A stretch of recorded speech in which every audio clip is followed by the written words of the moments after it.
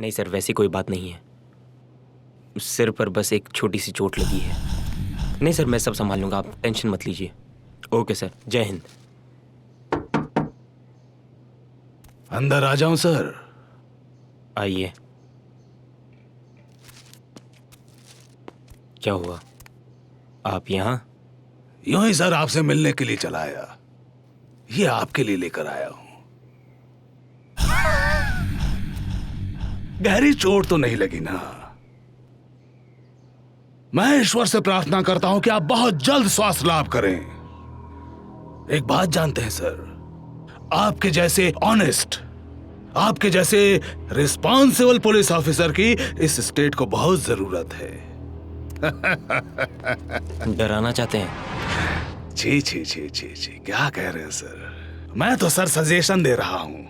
असल में डेंजर तो दरवाजे पर नॉक करके नहीं आता ना, कब किधर से झट से आए और फट से गर्दन मरोड़ दे पता नहीं चलता ना।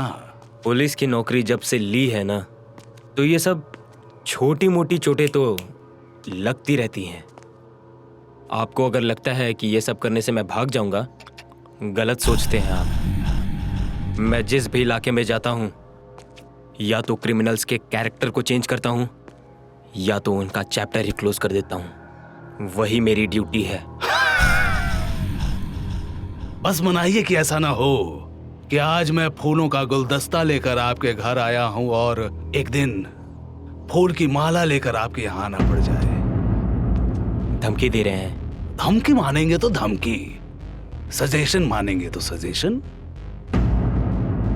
नमस्कार। आउट।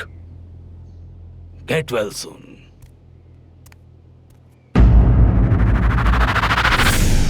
इतना समझाया उसे, तब भी नहीं समझा।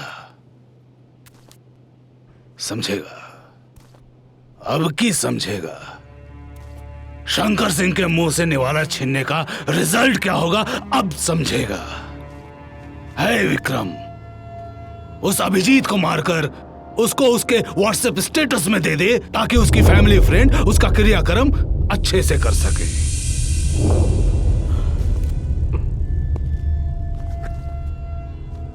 भाई, आज तक मैंने आपकी सारी बातें मानी है। ये खून खराबा करना मेरे कैरेक्टर में नहीं है। तो फिर कैरेक्टर चेंज कर लो अपना, नहीं तो अभिजीत सरकार हम लोगों की लाइफ चेंज कर देगा। विक्रम, खत्म कर दे उस साले को।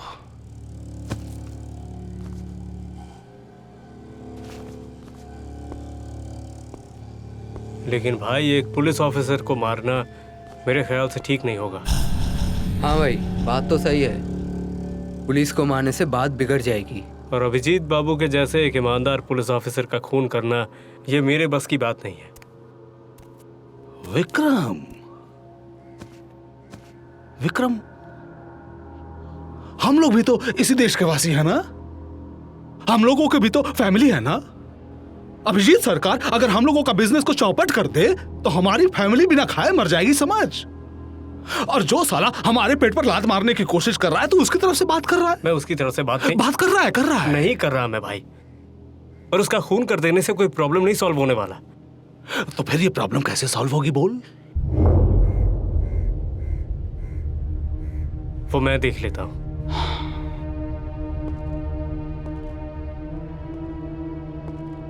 आज तक रानीपुर की हर परेशानियों को मैंने संभाला है, ये भी संभाल लूंगा, लेकिन अपने स्टाइल में।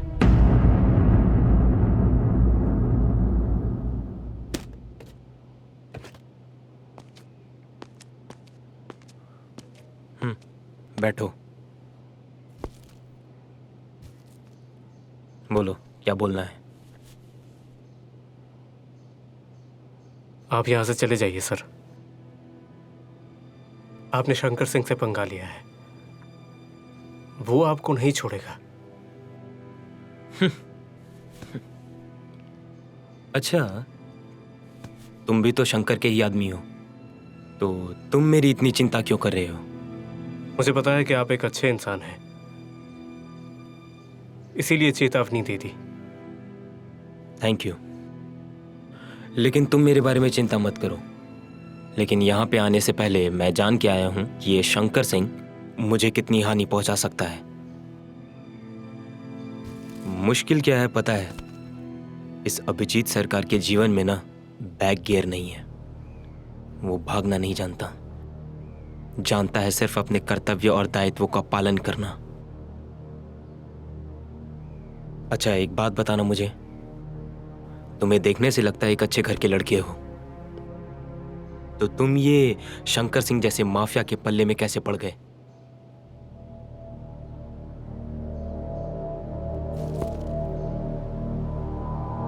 मैंने तो आपसे कहा था सर, भूख के मारे सोच और समझ गुल हो जाती है।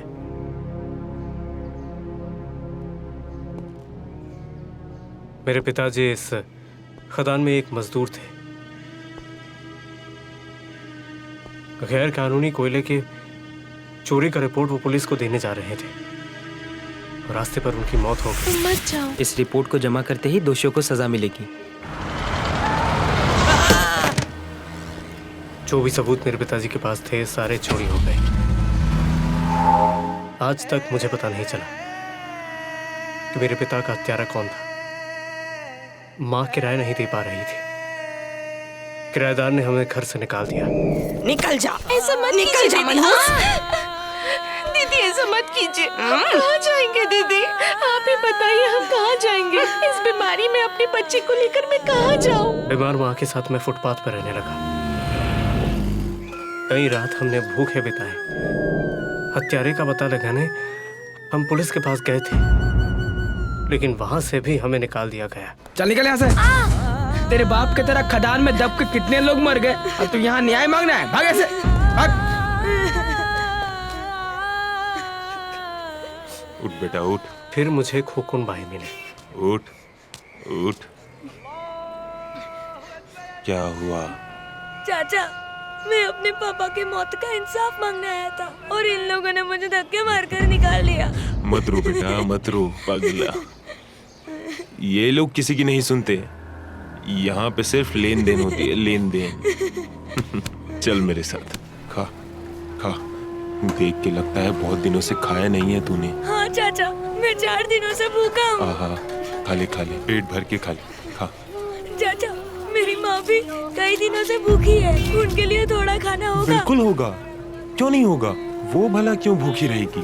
ए छोटू, एक प्लेट और ला। माँ, माँ, माँ, माँ तेरे लिए खाना ला।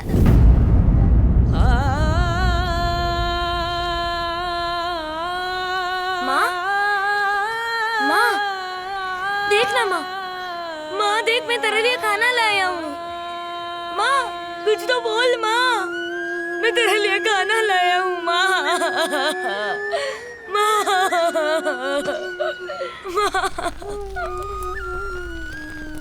माँ भी मुझे छोड़कर चली गई। मैं वादा करता हूँ माँ, जब तक मैं जिंदा हूँ इस रानीपुर में कोई भी इंसान कभी भी भूखा या बेवजह बीमार होकर नहीं मारा जाएगा। यही है मेरी प्रतिज्ञा। बताओ खोकुन भाई, कौन सा काम करने से मैं बहुत पैसा कमा पाऊंगा? कोयला, कोयला ही असल हीरा। यहाँ पे कोयला जिसका, इलाका भी उसका। कर पाएगा? कोयला चोरी कर पाएगा? क्यों नहीं, जरूर कर पाऊंगा। इंशाल्लाह अगर आप मदद करें जरूर कर पाऊंगा। वाह, चल तू मेरे साथ चल। तेरे जैसा एक और लड़का है मेरा किस्मत, वो भी एक अनाथ लड़का है। हाँ, उससे आज तेरी मुलाकात करवा दूंगा। उसके बाद तुम दोनों मिलकर एक साथ काम करना। गरीबी ने आखिर मुझे गलत रास्ते पर भेज दिया और मैं बन गया शंकर भाई का चेला।